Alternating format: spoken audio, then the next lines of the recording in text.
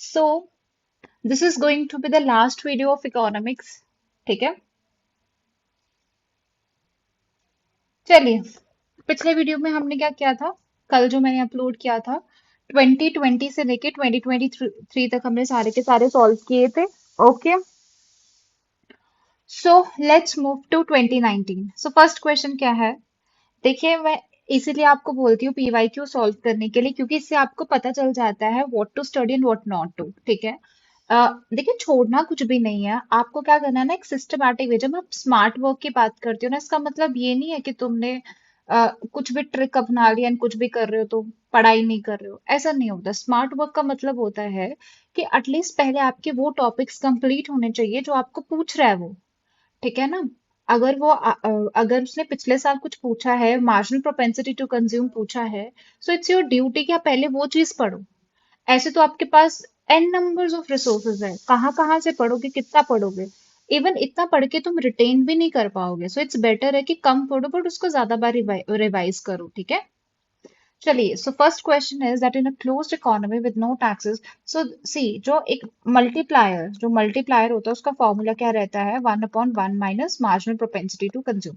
ना, पहली बात क्या होता है, what is marginal propensity to consume? एक चीज होता है propensity to consume. For example, you are earning 10,000। ठीक है, 10,000 या जो भी तुम एक्स रुपीज तुम क्या कर रहे हो, अर्न कर रहे हो, उसमें से तुम कितना कंज्यूम कर रहे हो, that is your propensity to consume. And what is marginal propensity to consume? Like is like कि तुम्हारा अगर 10,000 तुम क्या करते थे, अर्न करते थे, तो जो भी तुम्हारा एडिशनल इनकम होगा या फिर जो भी तुम्हारा इंक्रीज इन इनकम होगा, तब तुम्हारा कंजप्शन क्या होगा, that would be marginal propensity to consume. ठीक है, मतलब change in income, it is the ratio of the change in income to the change in consumption. कैसे तुम्हारा कंजप्शन चेंज हो रहा है with the change in income. समझ आ रहा है आपको? ठीक है, so that is marginal propensity to consume. And multiplier क्या होगा? फॉर एग्जाम्पल, मतलब आपका कंजप्शन बढ़ गया। कंजप्शन बढ़ेगा तो इसका मतलब क्या है कि आप मार्केट में इन्वेस्ट कर रहे हो, आप कुछ ना कुछ खरीद रहे हो। ठीक है, उसकी वजह से क्या हो रहा है, इकोनॉमी बढ़ रही है। जैसे ही इकोनॉमी बढ़ रही है, दैट इज मीन्स मल्टीप्लाई कर रही है, so that is the multiplier. Fine, तो ये तो आप ये वाले फॉर्मूले से कर लोगे। Okay, so the answer would be your, answer आ जाएगा आपका 10। ठीक है, अब वो बोलता है according to simple Keynesian theory. देखो, केनेशियन की थ्योरी बहुत बार पूछ लेता है वो, कि एग्रीगेट कंजप्शन अगेंस्ट इनकम। देखिए, केनेशियन ने क्या बोला था कि अगर आपकी इनकम बढ़ती है तो आपका कंजप्शन भी बढ़ता है। ठीक है, so if your income is increasing then your consumption will also increase. तो स्लोप आपका ऐसे ऊपर की तरफ जाएगा, मींस पॉजिटिव जाएगा। सो इजी था ये। Next is what is law of diminishing returns. यार, लॉ ऑफ डिमिनिशिंग रिटर्न्स क्या बोलते हैं? वो उनका मानना ये है, देखिए, production function when more and more units of variable holding the quantities. जब भी आप प्रोडक्शन कर रहे हो, ठीक है, आपने कुछ बना रहे हो, फाइन, आपने क्या किया, यूनिट्स बना रहे हो, ठीक है, कुछ भी बना रहे हो, बट उसमें से एक यूनिट जो है, मतलब कोई एक फैक्टर जो है, नॉट यूनिट, एक फैक्टर जो है वो वेरिएबल है। फॉर एग्जाम्पल, लेबर लगता है आपको कोई चीज बनाने के लिए, आपने लेबर वेरिएबल रखा, बाकी टेक्नोलॉजी वही है, बाकी सब वही है, बस लेबर आपने वेरिएबल किया कि इसको आप बढ़ा या कम कर सकते हो। ठीक है, अब फॉर एग्जाम्पल आपने लेबर बढ़ाया, एक टाइम पे आपने क्या किया, लेबर बढ़ाया, तो उससे आपका क्या हो रहा है, प्रोडक्शन बढ़ रहा है, तो आपको फायदा हो रहा है। बट एक टाइम पे ऐसा आएगा कि आपको 250 ही वर्कर से काम चल जा रहा है। ठीक है, बट अगर आप इससे ज्यादा बढ़ाओगे तो आपको क्या हो जाएगा, आपको लॉस ही होगा, या फिर वो कांस्टेंट रहेगा, आपको इतना ज्यादा जो प्रोडक्ट है वो बढ़ेगा नहीं इतना ज्यादा। समझ रहे हो? तो आपको लॉस में जाओगे। सो इससे क्या हो जाएगा, जो मार्जिनल प्रोडक्ट है, मार्जिनल प्रोडक्ट क्या होता है, जो एडिशनल प्रोडक्ट आप बना रहे हो, that will diminish. Okay, so answer देखिए, जो भी है मैंने यहाँ पे सब का सब लिख दिया यहाँ पे। ठीक है, क्या नहीं है, बट उससे पहले आई थिंक थोड़ा सा मैं आपको पढ़ा देती हूँ। देखिए, मार्जिनल प्रोपेंसिटी टू कंज्यूम, मैंने आपको बताया कि जब भी, मतलब जो भी तुम्हारे डिस्पोजेबल इनकम है, ठीक है, जितनी आप इनकम को डिस्पोज कर सकते हो, उसका वो पोर्शन जो आप कंज्यूम करते हो या स्पेंड करते हो, that is propensity to consume. But अगर आपका एडिशनल इनकम आ जाता है, कुछ और इनकम आ जाता है, उसमें आप क्या कंज्यूम करते हो, that is marginal propensity to consume. And it is between 0 and 1 के उसमें होती है। ठीक है, अब एमपीसी 1 से ज्यादा भी हो सकता है। वन तो ये आता है कि जितना था तुम्हारे पास इनकम था उतना ही तुमने क्या कर दिया, खर्च कर दिया। बट वन से ज्यादा कब हो सकता है कि जब तुमने खर्च करने के लिए किसी और से बोरो कर लिया मनी, कि इतना पैसा तुम्हारे पास, इतनी अर्निंग तुम्हारी नहीं है, बट तुमने उससे ज्यादा खर्चा कर दिया और तुमने दूसरे बंदे से क्या कर लिया, अ, दूसरे इंसान से क्या कर लिया, बोरो कर लिया। And MPC can also be less than zero. Zero कब हो जाएगा, अगर तुम्हारा इनकम बढ़ रहा है बट तुम कंज्यूम कम कर रहे हो। जैसे कि फॉर एग्जाम्पल पहले तुम्हारा इनकम था 10,000 रुपए, ठीक है, अब तुम्हारा हो गया 15,000 रुपए। जब 10,000 रुपए था आपका, 10,000 रुपए आपका क्या था, इनकम था, तो उस टाइम पे आप कितना कंज्यूम करते थे, 5,000 करते थे। अब आपका 15,000 इनकम हो गया, आप कितना कंज्यूम करने लग पड़े, 4,500। इसका मतलब मार्जिनल प्रोपेंसिटी टू कंज्यूम आपका नेगेटिव में जाएगा, मतलब और फिर जीरो से लेस देन होगा। क्यों होगा, क्यों होगा जीरो से कम, क्योंकि अभी तो आपकी इनकम बढ़ी, आपका तो कंजप्शन बढ़ना चाहिए था, बट आपका कंजप्शन कम हो गया। वहीं पे वन से ज्यादा कब हो जाएगा, वन से ज्यादा तब होगा कि अगर आपके पास 10,000 थे, बाद में आपके 10,000 थे, आपके कंज्यूम कितना करके, 11,000। और वो 1,000 कहाँ से लिया होगा आपने, किसी और बंदे से लिया होगा, बोरो किया होगा। सो समझे आप, डिमिनिशिंग रिटर्न्स आप यहाँ से देख सकते हो कि एक इकोनॉमिक प्रिंसिपल है, जहां पे अब आप एक बार इन्वेस्ट किया एक पर्टिकुलर एरिया में, ठीक है, इंक्रीज किया, आपने इन्वेस्टमेंट बढ़ाया, तो जो आपको प्रॉफिट होगा वो भी बढ़ेगा, बट एक सर्टेन पॉइंट तक ही प्रॉफिट बढ़ेगा। उसके बाद, मतलब एक सर्टेन पॉइंट के बाद वो बढ़ नहीं सकता, या तो वो एक कांस्टेंट उसमें रहेगा, और इसी को डिमिनिशिंग रिटर्न को आप लॉ ऑफ वेरिएबल प्रोपोर्शंस भी बोलते हो। फाइन, चलिए what is the next question. उसने बोला है प्राइस सीलिंग की बात कर रहा है, देखिए प्राइस सीलिंग की बात कर रहा है, प्राइस फिक्स कर दिया है, सील कर दिया है उसको, ठीक है। तो दैट इज जो प्रिंट प्राइस होता है बिस्किट्स पे, चिप्स पे, या जो भी है प्रिंट प्राइसेस होते हैं उनको बोलते हैं। अब फेयर चार्ज जो होते हैं एयरलाइंस के, वो फिक्स कर दिए जाते हैं क्या, नहीं, चेंज होते रहते हैं, आज कल दूसरा, कल तीसरा, है ना। मिनिमम सपोर्ट प्राइस तो चेंज होता रहता है, जो भी मिनिमम वेजेस है जो स्टेट गवर्नमेंट फिक्स करती है वो भी चेंज होते रहते हैं। चलिए, अब next is production possibility frontier. ये मैंने आपको पिछले वीडियो में बता दिया that what is production possibility frontier, क्या होता है। अब उसने क्या बोला कि ट्रू क्या है, the economy has to sacrifice some production of one commodity in order to increase the production of another. बिल्कुल सही, पहला ही सही है।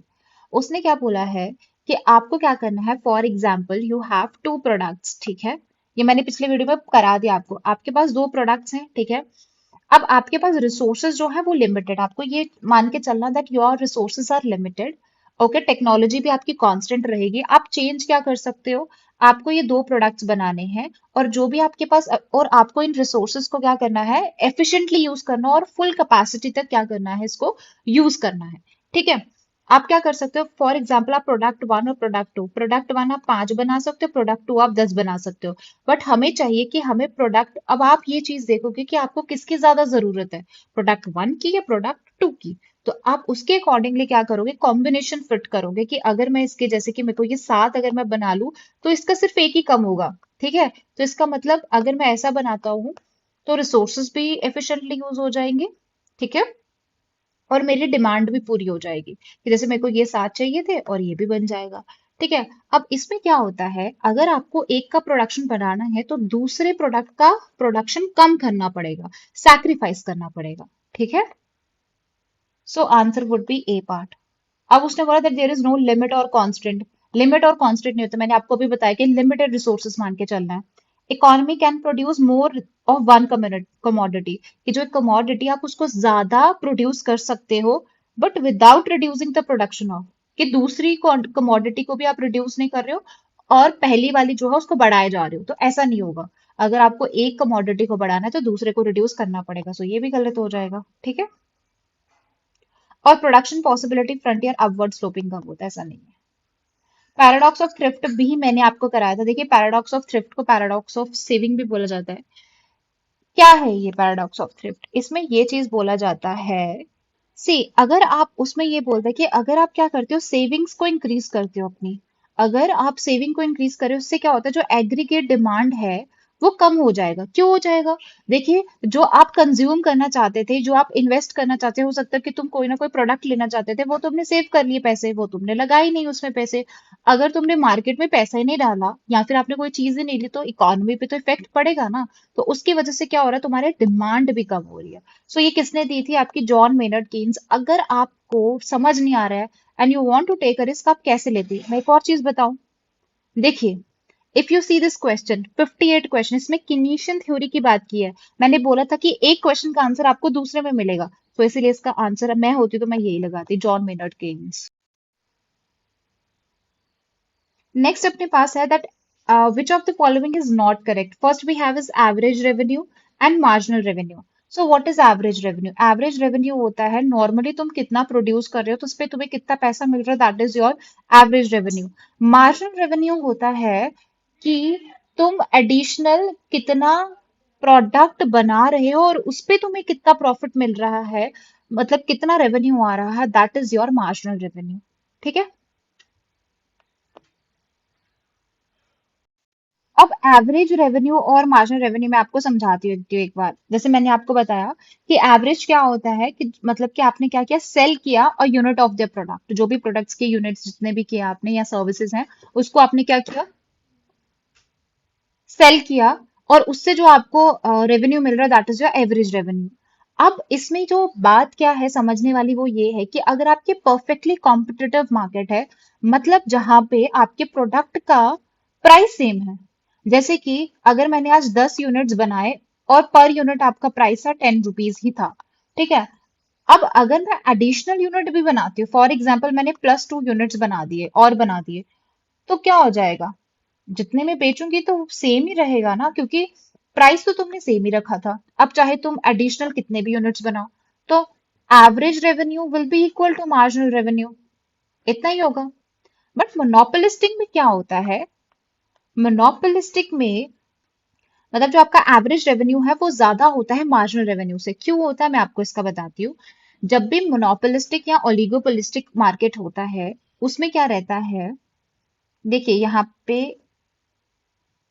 वेयर इज दैट, तो क्या किया जाता है, आप क्या कर दोगे, प्राइस कम कर दोगे। क्यों कर दोगे? मोनोपोलिस्टिक जो रहता है या फिर ओलिगोपोलिस्टिक रहता है, इसमें क्या करते हैं, ये प्राइस को कम कर देते हैं ताकि इनके ज्यादा से ज्यादा यूनिट्स बिके। ठीक है। तो इसका मतलब एडिशनल जो यूनिट्स हैं वो ज्यादा बेच रहे हैं बट कम प्राइस में बेच रहे हैं। अगर वो कम प्राइस पे बेच रहे हैं, इसका मतलब क्या हो जाएगा कि जो नॉर्मली उनका एवरेज रेवेन्यू होता था उससे तो कम ही कर रहे हैं। तो इसका मतलब इसमें जो मार्जिनल रेवेन्यू होगा उनका, that will be less than average revenue. ठीक है। सो बाकी का आप ये सब जो है मैंने आपको इसका ओवरव्यू बता दिया कि क्या क्या होता है, बाकी आप यहाँ से पढ़ सकते हो। ठीक है। सो इसमें क्या बोल रहा है, एवरेज रेवेन्यू जो होता है एंड मार्जिनल रेवेन्यू कर्व होता है परफेक्टली कॉम्पिटिटिव के लिए परफेक्टली इलास्टिक होगा। ये तो सही है कि अगर आप क्या कर लोगे, प्राइस प्राइस बढ़ा दोगे, इलास्टिक है ना, तो प्राइस बढ़ा दोगे तो डिमांड तो कम ही जाएगा उसका। Next is marginal revenue curve of monopoly firm is above. अभी मैंने आपको बताया कि जो मार्जिनल कर्व होगा वो नीचे होगा एवरेज से, तो this is your average revenue, this is your marginal revenue. So marginal revenue कम क्यों रहता है, क्योंकि वो प्राइस कम कर देते हैं। ठीक है, तो प्राइस कम कर दे ताकि ज्यादा यूनिट्स बिके। अब ज्यादा यूनिट्स बिक रहे हैं बट प्राइस तो कम ही है ना उसका। बाकी लॉन्ग रन में जो कॉम्पिटिटिव फर्म होती हैं वो सिर्फ एक नॉर्मल प्रॉफिट ही ले पाती हैं। इक्विलिब्रियम में जो मार्जिनल कॉस्ट होती है, curve of the monopoly firm rise कर सकती है, फॉल कर सकती है, कांस्टेंट सही है।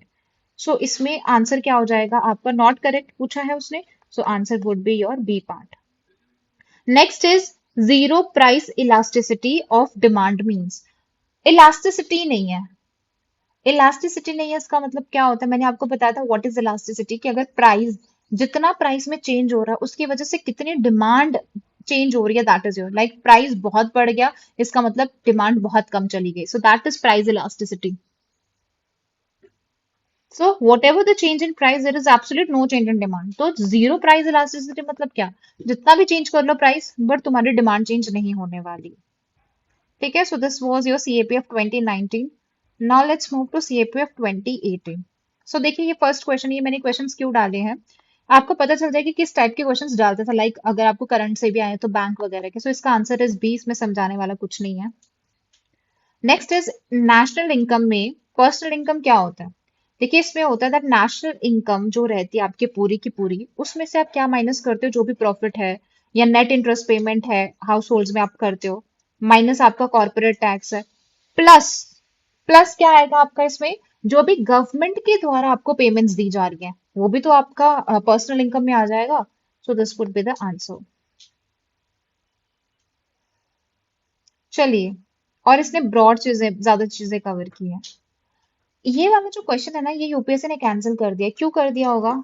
देखिए ये तो ठीक है, मैंने आपको बताया था that what is narrow and broad money. Narrow में आता है आपका M0 M1 आता है, जो कि ज्यादा लिक्विड फॉर्म में होता है, that is your narrow money. Broad money होता है जो आपके आरबीआई के पास है या कमर्शियल बैंक का पैसा आरबीआई के पास है, दैट इज ब्रॉड मनी, जो लिक्विड फॉर्म में नहीं होता है। ठीक है, जिसको टाइम डिपॉजिट्स वगैरह हो गए। सो पोस्ट ऑफिस तो नहीं हो, पोस्ट ऑफिस आपका M2 में आ जाता है, तो ये तो नहीं होना चाहिए। तो इसका आंसर ही नहीं दिया उसने, कैंसिल ही कर दिया ये क्वेश्चन।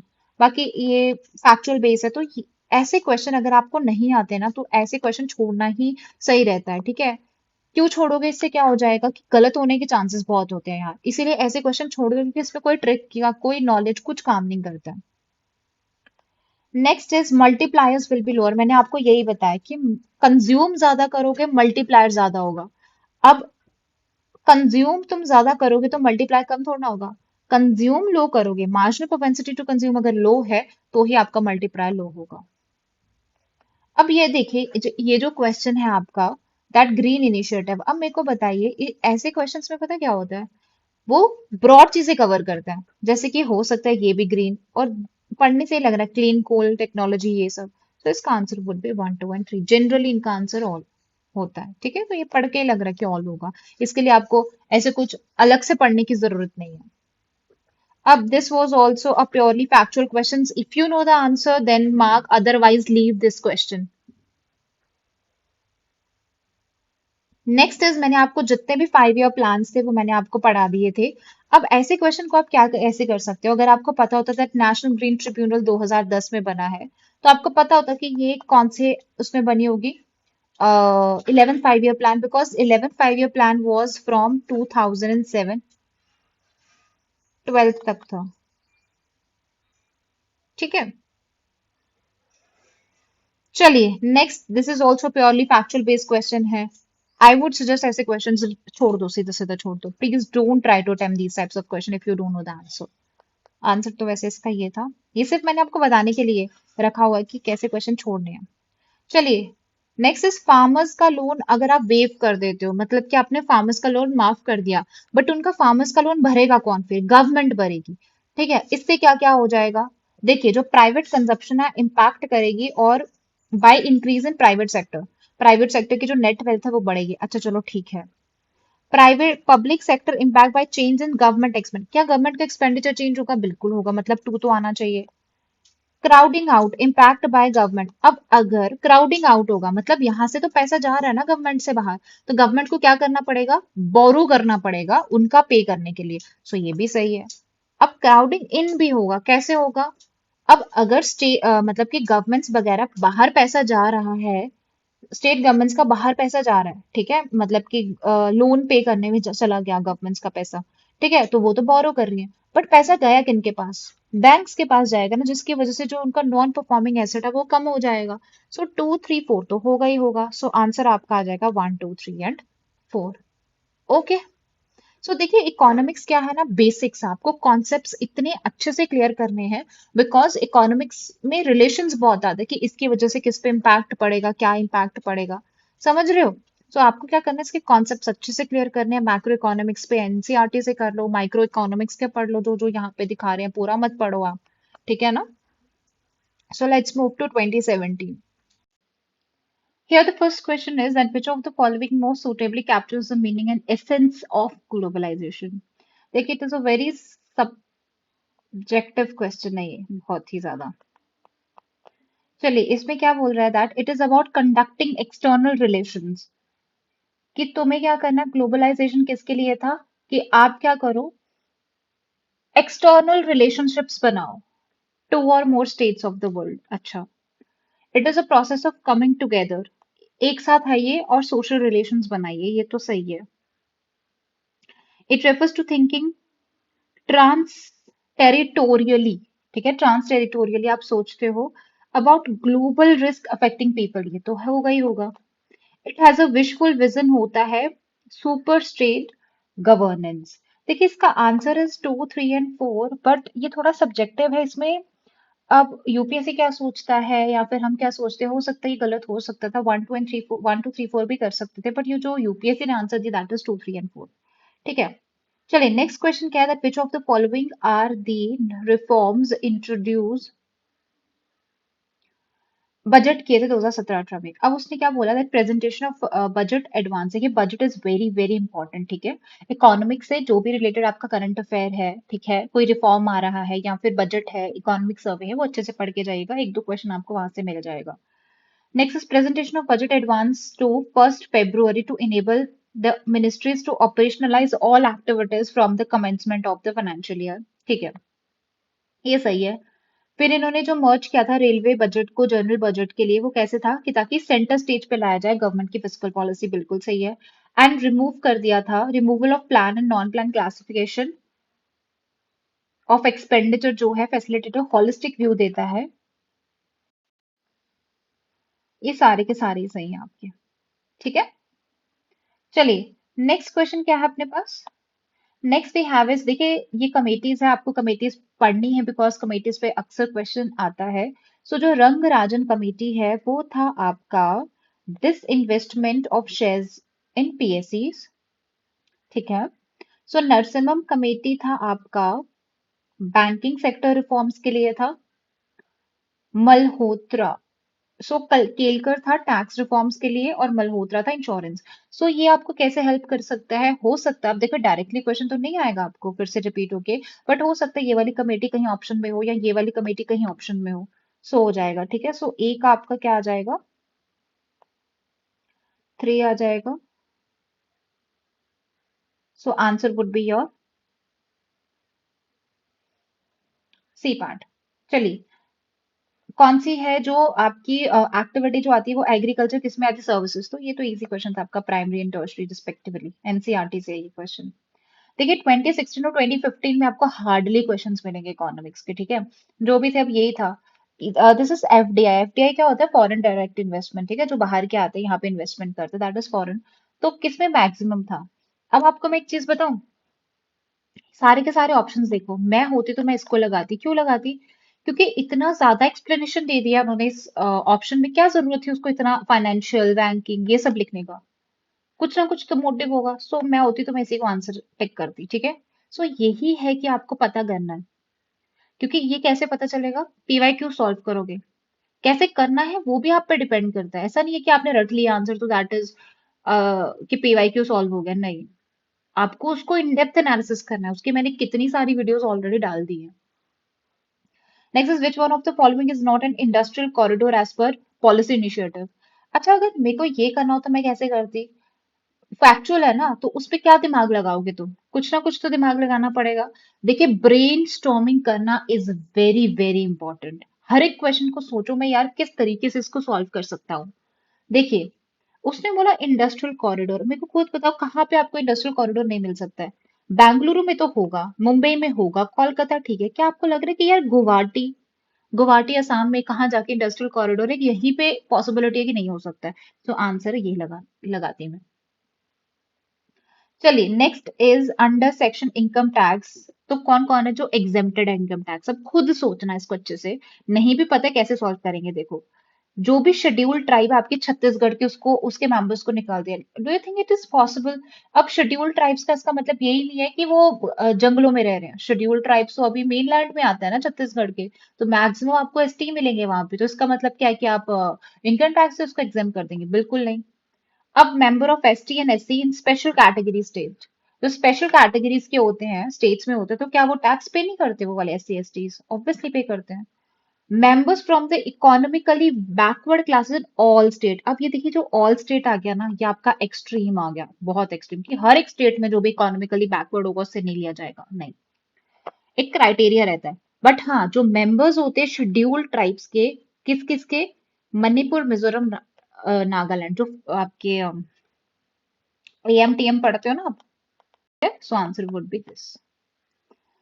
नेक्स्ट इजी है, नाइन्थ शेड्यूल कब आया आपका? First amendment act 1950। चलिए यूनियन बजट पे है, उस टाइम का था, तो इसका आंसर तो ये था वैसे, बाकी तो इसमें कुछ बताने वाला है नहीं है। सो नेक्स्ट हो गया 2015 तक, so next we have is 20। Next है अपने पास 2014। सो इसका फर्स्ट क्वेश्चन है, major cleavage in global human rights discourse has been between, किसके बीच में है? उसने बोला रिलीजियस और सिविल, नेशनल और माइनॉरिटी, जेंडर और इक्वल। अब इन सब में अगर आप लास्ट वाला ऑप्शन देखिए, उसने बोला civil and political right versus economic, social and cultural. तो कितनी ज्यादा चीजें कवर किया, ब्रॉड चीजें हैं, ज्यादा चीजें कवर किया है, तो आंसर वुड बी ये। ठीक है, अब खुद सोच के भी देखो ना कि सिविल पॉलिटिकल भी होती है versus economic, social, cultural rights भी होती हैं। सिंपली तुम ये तो ना बोल सकते हो कि रिलीजियस के नाम पे या सिविल राइट्स के नाम पे ही होता है ना? चलिए नेक्स्ट क्वेश्चन क्या है, दैट इन इंडिया जो प्रोविजन थे जनरल एंटी अवॉइडेंस रूल के, ये मैंने क्वेश्चन इसलिए लिया है आपको जस्ट बताने के लिए हाउ टू अटेम्प्ट। मैंने क्या बोला था, मेजरली आपका जो फैक्ट्स होते हैं वो गलत होते हैं। देखिए अभी यूपीएससी फैक्ट्स भी सही करने लगा है, ठीक है? तो इसीलिए आपको देखना है कि कहाँ सही कर रहा है, कहाँ गलत कर रहा है, वो भी आपको देखना है। समझ रहे हो? इसीलिए मैं आपको 2023 से लेके जो रिसेंट वाले हैं वहां से लेके अभी जितने भी पिछले पिछले 10 साल के पेपर्स को सॉल्व करा रही हूँ कि आपको पता चले क्या चीजें चेंज हो रहा है, क्या चीजें वो चेंज कर रहा है, क्या शिफ्ट कर रहा है। तो उसके अकॉर्डिंगली अगर हम देखें, तो अगर हम इसको गलत मान के चलते तो answer would be your b part. और हमेशा याद रखिए, जो ज्यादातर आपका एम है, ऑब्जेक्टिव है, वो जनरली क्या होता है, पॉजिटिव सेंस में होता है और उसके सही होने के चांसेस ज्यादा होते हैं। ठीक है, ये सब चीजें हम क्यों यूज करते हैं, if you want to take a attempt और हमारा क्वेश्चन जो है वो सही हो, सही होने की प्रोबेबिलिटी बढ़ जाए, उस वजह से हम ये चीजें अप्लाई करते हैं। ठीक है, चलिए नेक्स्ट क्या है, rate at which the consumer is willing to substitute one good for another without change the level of satisfaction. मैंने अपना सेटिस्फेक्शन चेंज नहीं किया है और सब्स्टिट्यूट कर गई मैं दूसरे गुड पे। देखिए मैंने क्या बोला, अगर सेम सेम दिख रहा है, मार्जिनल रेट मार्जिनल रेट, तो क्या होगा, टेक्निकल सब्स्टिट्यूशन। अब टेक्निकल सब्स्टिट्यूशन क्या होता है यार, इन दोनों में से अगर तुम्हें करना हो तो तुम क्या करते? So it's a marginal rate of के, सिंपली तुम सब्स्टिट्यूट कर रहे हो। ठीक है ना?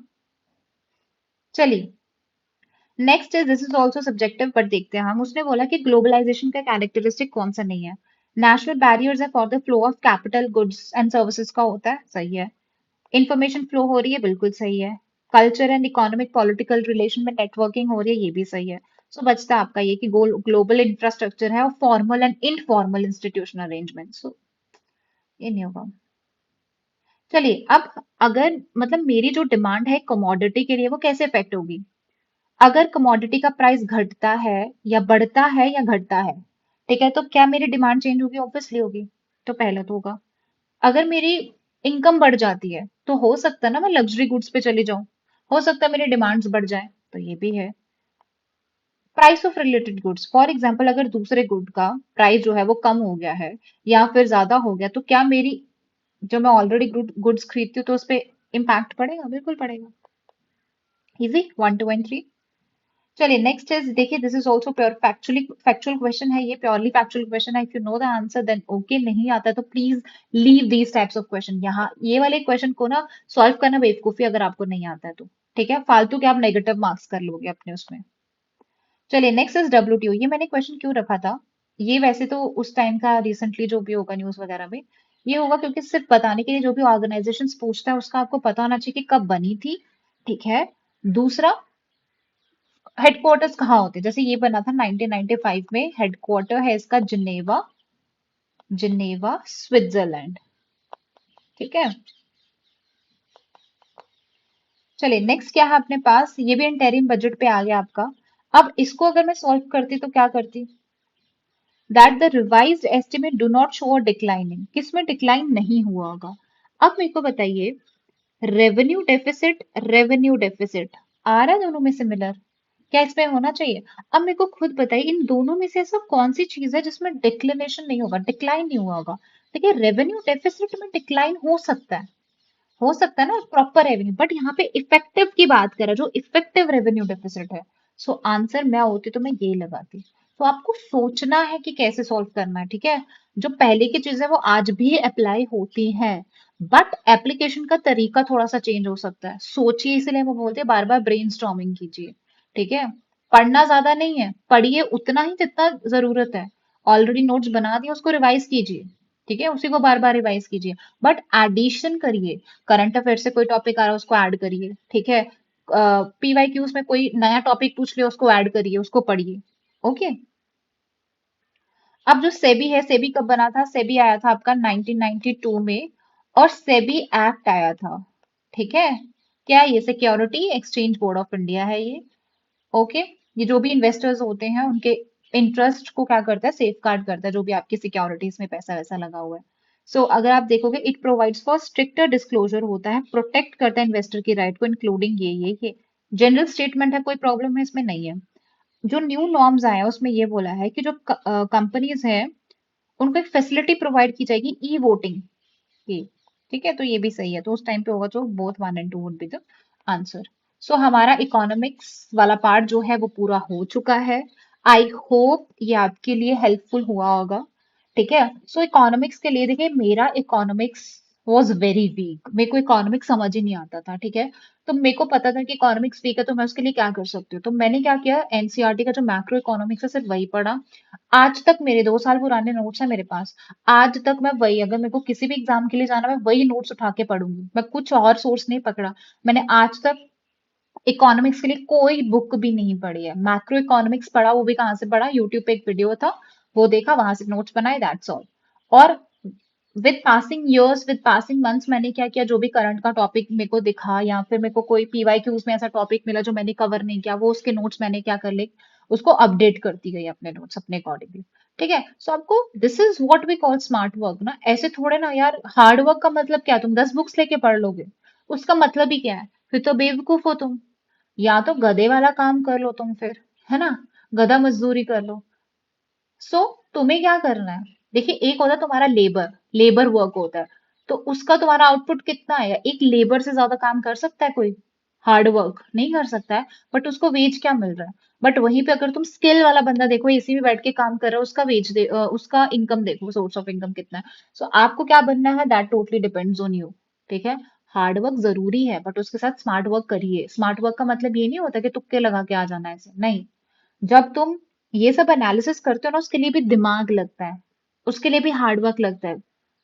ये सब पीवाई क्यूज को एनालिसिस करना, उसके इन डेप्थ जाना, उसके बारे में नोट्स बनाना, रिसर्च पेपर बनाना, आपको क्या लगता है इजी है ये?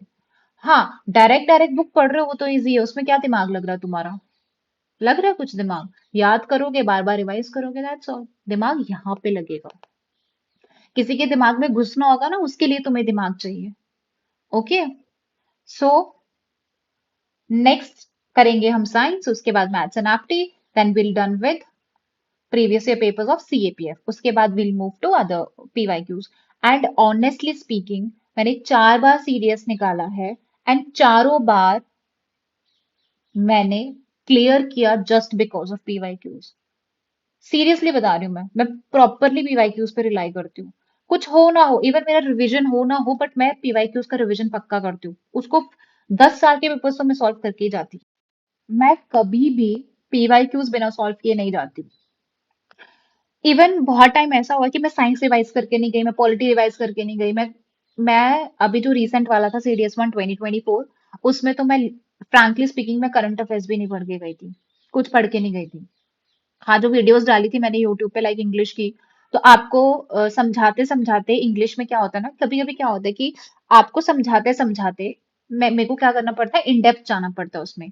क्योंकि कुछ चीजें मेरे को इजी लगती है, बट आपको उसमें प्रॉब्लम आ रहा है, तो मेरे को इन डेप्थ जाना पड़ता है कि आपके लिए कैसे इजी हो जाए। तो मेरे को भी बहुत सारी चीजें सीखने को मिलती हैं उससे, ठीक है। तो उससे भी मेरा बूस्ट हो गया, थोड़ा इंग्लिश और बढ़ गया मेरा, ठीक है। और बाकी जीएस तो मेरे को पता था थोड़ा सा टैकल कैसे करना है, ठीक है। तो इससे क्या हो जाता है, मेरे को इतने मार्क्स तो आ ही जाते हैं कि क्लियर हो जाए एग्जाम, ठीक है। बट तुम लोग क्या करो, हर एक तरह से जाओ, ठीक है। करंट अफेयर अच्छे से करके जाओ, साइंस अच्छे से पढ़ के जाओ, हर एक चीज एटलीस्ट बेसिक अच्छे से करके जाओ। नेक्स्ट आ जाता है कि उसको अप्रोच कैसे करना है, वो तो मैं आपको बता ही रही हूँ, कैसे अप्रोच करना है, कैसे सॉल्व करना है पेपर, ठीक है। उसके लिए टाइम लगता है, so you need to give time. मैं हर बार पेपर क्लियर है just because of PYQs, literally बता रही हूँ मैं। एंड ऑनेस्ट कन्फेशन है ये मेरा, ऐसा नहीं है कि मैं हवा में बात कर रही हूँ। एक दो दिन मतलब कि एक दो दिन होते हैं कि मतलब कि एक हफ्ता पकड़ती हूँ, रिवीजन किया उसका, एंड देन पीवाईक्यूज पे स्विच हो जाती हूँ। कुछ हो ना हो ये पक्का होना चाहिए आपका, ठीक है। So all the very best, अच्छे से पढ़िए, कोई प्रॉब्लम होता है do let me know. Fine. So thank you, thank you so much.